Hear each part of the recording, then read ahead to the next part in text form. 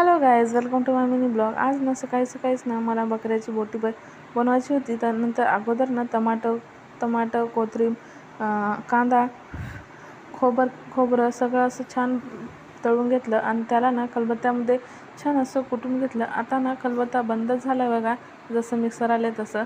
मग काय छान असं खलबत्त्यामध्ये बारीकच्या बारीक पेस्ट करून घेतली. नंतर एका साईडला ना कुकर लावलं होतं मी. कुकरमध्ये ना बोटी टाकली होती शिजायला. तर छान अशी ना पेस्ट करून घेतली. अगोदर तर खलबत्त्यामध्ये ना बारीक कुटायला खूप वेळ लागतो बघा. मिक्सरनं एक ग्राइंड केलं की मिक्सरमध्ये होऊन जातो, पण खलबत्त्याची खूपच छान चव लागते. नंतर ना छान असं शिजून झाली होती बोटी बघा. छान बोटी शिजली होती. तर अगोदर ना बोटी ना अलग करून घेतली आणि नंतर ना पीस अलग करून घेतले. पीसांना ना फोडणीमध्ये टाकायचं होतं आणि बोटीचं फ्राय बनवायचं होतं. तर अगोदर ना एका कढईमध्ये ना 2 ते 3 चम्मच तेल घेतलं आणि जे मी पेस्ट बनवली होती ना ती टाकून दिली आणि छान असे मसाले घेतले.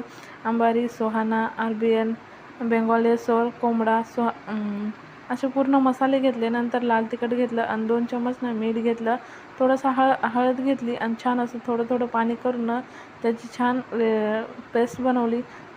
जोपर्यंत ना तेल वरती येत नाही ना तोपर्यंत त्याला छान असं परतून घ्यायचं 2 ते 3 वेळा.